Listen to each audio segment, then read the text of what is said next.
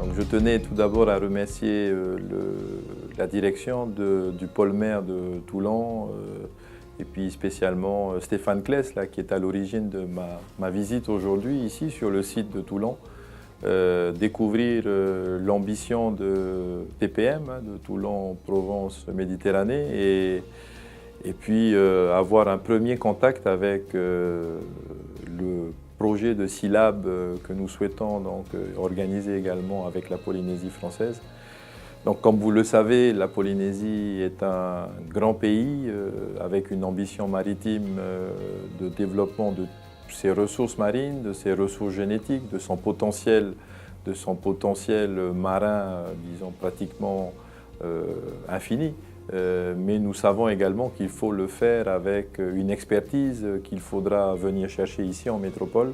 Nous comptons également sur TPM pour tisser des liens avec d'autres centres d'expertise dans le monde entier pour pouvoir le mettre en valeur chez nous et surtout trouver des applications concrètes dans le domaine de la biomarine, dans le domaine de l'agriculture, dans le domaine des énergies, dans le domaine du traitement des eaux, de l'eau, de la gestion de l'eau, dans le domaine également de l'atténuation et l'adaptation au changement climatique.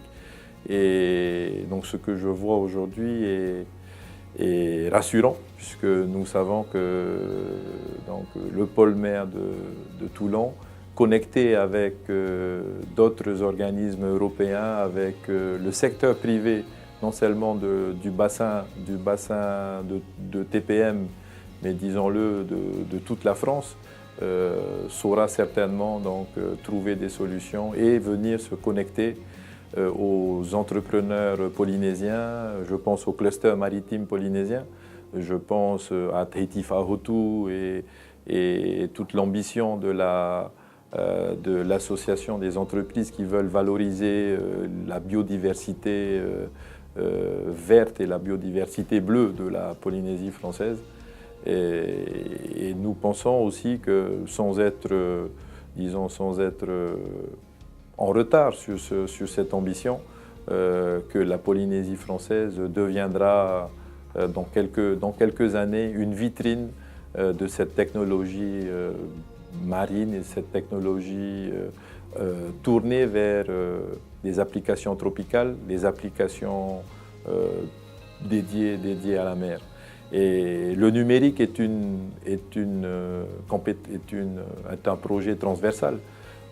Tout d'abord valoriser notre décalage horaire et il y a déjà un projet avec, pour ne pas les citer, Assystem qui va démarrer, en tout cas qui est en cours.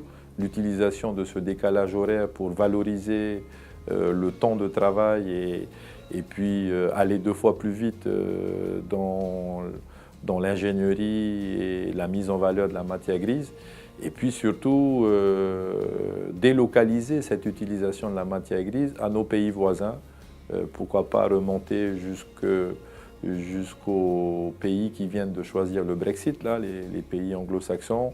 Nous avons les voisins allemands, nous avons les voisins italiens, les voisins espagnols, les voisins maltais, qui sont pratiquement sur les mêmes lignes de fuseau horaire que la Polynésie française en termes de décalage. Et je compte sur le pôle mer du TPM pour trouver ces solutions. En tout cas, voilà, encore une fois, merci à toute l'équipe, la direction, les autorités de ce pôle mer de Toulon pour cette collaboration certaine entre vous et la Polynésie française de demain. Maruru.